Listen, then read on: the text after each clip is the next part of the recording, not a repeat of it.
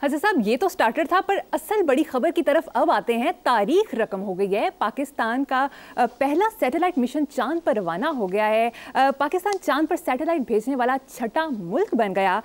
IQ कमर का design और development चीन और स्पार्को के इश्तराक से तैयार किया गया। वज़ीर आज़म शहबाज शरीफ ने मुबारकबाद दी, कहा कौम को फ़ख्र है, पाक चीन दोस्ती खलाओं तक पहुँच गई। आपने हमेशा साइंस और टेक्नोलॉजी की अहमियत पर सबसे ज़्यादा जोर दिया।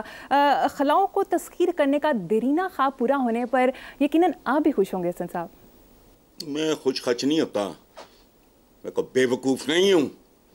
जब ये कौम को बेवकूफ़ बना रहे थे, एटमी ताकत बन गए, तो मैंने लगातार लिखा होश करो, पाकिस्तान बनने से कई साल पहले वो इस्तेमाल हो चुका और उससे बहुत पहले बन चुका था। तुमने एक चीज़ बना ली। अच्छा, इस पे एक बहुत तारीखी वाक़या सुनो। मेरे वो दोस्त बहुत करीबी डॉक्टर मुजाहिद कामरान, वो दो दफ़ा वाइस चांसलर रहे हैं इसके पंजाब यूनिवर्सिटी के। मैं सिंडिकेट का मेंबर था। उन्होंने घर में वो खाने वाने पे इकट्ठे हुए, मैं अंदर हुआ बैठा हुआ, सामने डॉक्टर अब्दुल कदीर खान। मैं आई फेल्ट स्लाइटली एम्बैरेस्ड कि यार मैं कहता हूँ क्या, और मुझे डॉक्टर अब्दुल कदीर खान साहब की वो पंजाब यूनिवर्सिटी के डिपार्टमेंट नहीं, उनका अरेंजमेंट था। तस्वीर में वो कैमरा लेके गया था, वो पड़ी है। उन्होंने मुझे कहा कि हसन साहब, मैं आपको मुबारकबाद देता हूँ, you are the first man in this country जिसने ये बात की और 100% सही की है। हमारा कमाल सिर्फ इतना है कि हमने बदतरीन और नामसाद तरीन हालात में एटम बम बनाया। बाकी जो बात आपने की है वो तो हकायक है। ये लोगों को बहुत बेवकूफ़ बनाते हैं। वो उधर फुदक रहे हैं। ओ भाई, हिरोशिमा नागासाकी, एक बम का नाम था लिटिल बॉय, दूसरे का नाम था फैट मैन, ढेर लगे पड़े हैं हाइड्रोजन बम। लेकिन नहीं, ये कौम को। अच्छा, अब ये जब मैंने ये खबर पढ़ी तो मुझे बचपन में एक शेर याद आया।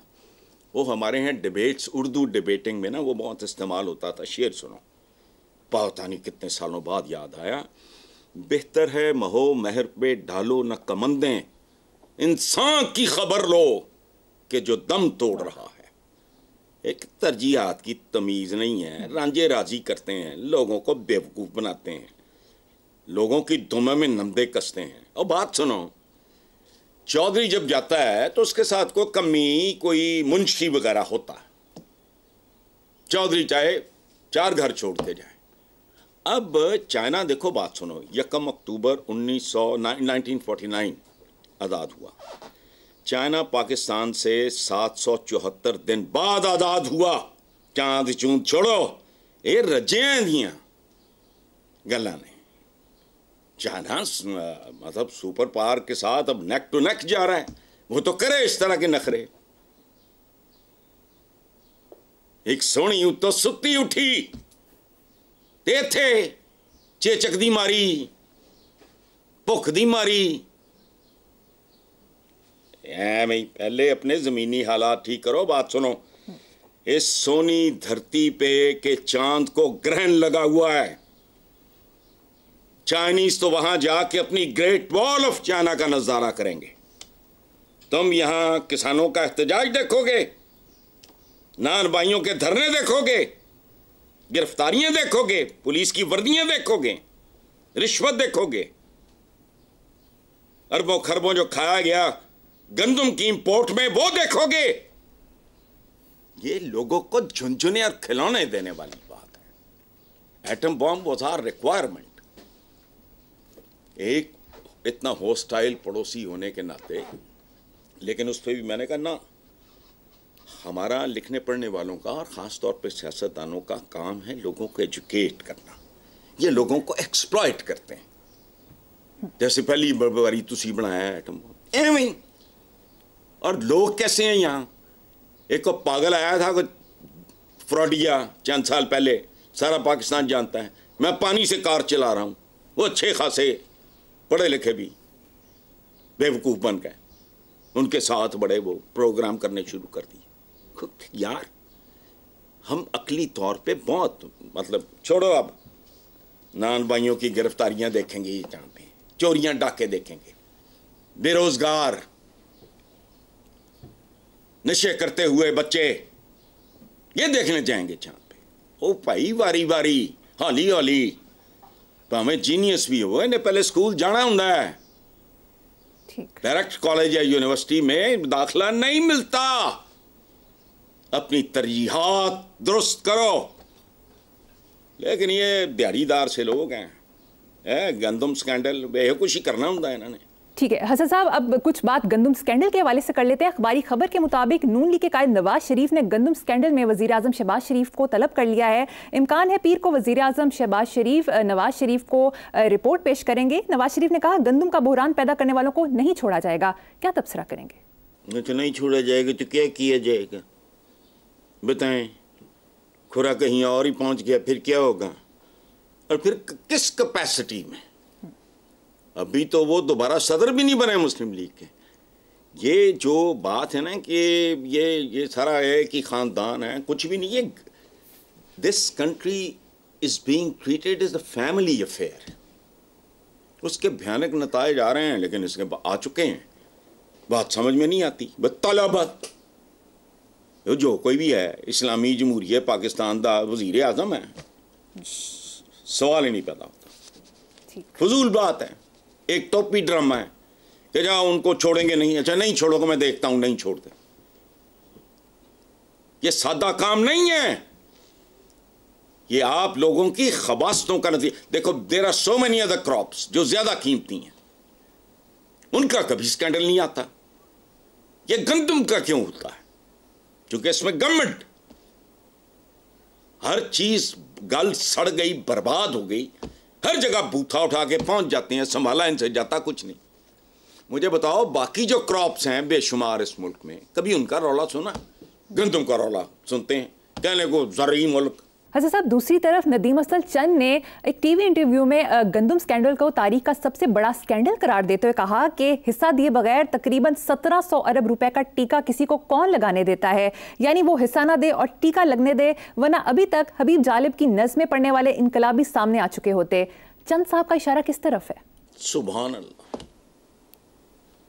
ओए ओए, चांद पे ना जाओ, चंद की सुन लो। थोड़ा थोड़ा चन्न देखे आप, बहुत रह गया कटांदे ओले।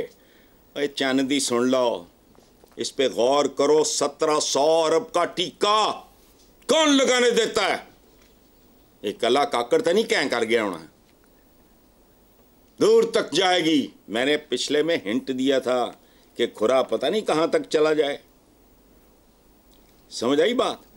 अच्छा, मैं इशारा मेरी तरफ तो हो नहीं सकता, मैं तो नहीं हबीब जालिब दिया नज़्मा नुज़्मा। बहरहाल काकड़ ने कड़क के कट देते। भाई मजा आ गया। इसे कहते हैं सियासत, इसे कहते हैं जमहूरियत, इसे कहते हैं जमहूरिया, इसे कहते हैं पाकिस्तान। पहुंचाओ इसको, एक हफ्ता नहीं लगता। लटकाएं लटकाएं। एक कत्ल का केस इस्लामाबाद में चल रहा है, चूंकि इन्फ्लुएंशियल फैमिली है। एक लाहौर में चल रहा है, वो खानदान ही पूरा खा गया वो लौंडा। किधर है? आहिस्ता आहिस्ता आहिस्ता आहिस्ता आहिस्ता आहिस्ता उसको ना फेड आउट होने दे रहे हैं कि जब लोग भूल भाल जाएंगे, उस वेले चुप करके वीवीआईपी चोर डकैत कातिल निकल जाएंगे। ठीक है, आगे चलते हैं साहब। साबिक वज़ीर केपी के सरदार मेहताब अब्बासी ने टीवी इंटरव्यू में कहा कि गुज़श्ता इंतखाबात से नून लीग छोड़ चुका हूँ। सियासी फैसले जब चंद अफराद करे तो फिर सियासी पार्टी नहीं रहती, लिमिटेड कंपनी बन जाती है। नवाज शरीफ के साबिक सेक्रेटरी और साया समझे जाने वाले आसिफ किरमानी ने एक पॉडकास्ट में बताया कि मैं 3rd जनरेशन मुस्लिम लीगी हूँ, अगर मुझे कोई शुकास नोटिस दे तो मैं फाड़ दूंगा। तो फाड़ के तो की करेंगा भाई? फाड़ देंगा, रोल रूल बना के, की करेंगा तुम? अगर तो कैनी साहब ने कहीं ये सुना पढ़ा लिखा हो, अगर नहीं तो मैं बता देता हूँ कि लड़ाई के बाद याद आने वाली चपेड़ें और थप्पड़ और मुक्के अपने मुंह पे मारा करते हैं। जेन्युइन मुस्लिम लीगी होते हुए, आई नो ये 3rd जनरेशन, ठीक कह रहे हैं वो, मुस्लिम लीगी है। तुमने तो नवाज लीग ज्वाइन की। मुस्लिम लीग तो एम ही एक लावारस, पिंड दे मुंडे नहीं जीण दिंदे जी, मैं तो बड़ी चंगी है। तो मुस्लिम लीग तो बड़ी अच्छी है, पिंड दे मुंडे नहीं जीण दिंदे। इनका क्या ताल्लुक है मुस्लिम लीग के साथ? इट प्रैक्टिकली डाइड विद कायद आजम मोहम्मद अली जना। तू तो नून लीग ज्वाइन की थी है, मुस्लिम लीग नहीं। तीन जनरेशन फाड़ दूंगा शोकाज। अच्छा भाई, शोकाज वसूलने वाले पोजीशन में मैंने आपको डाला था क्या निशा? फजूल बात है। कौन सी मुस्लिम लीग? इस मुल्क में कोई मुस्लिम लीग नहीं है, थी भी नहीं। It died with कायद आज़म मोहम्मद अली जिन्ना। बाकी ढकोसला फेड आउट हो तो खत्म कब का। एवं जेड़ा चपड़ कनातिया उठदा है वो विच को नून काफ जीम ला के ते अपनी जो जीदा भी दिल कीता उन्हें भी ला लिया नाल मुस्लिम लीग जेड ते फलाना। वो तो जेड कब का हो चुका है।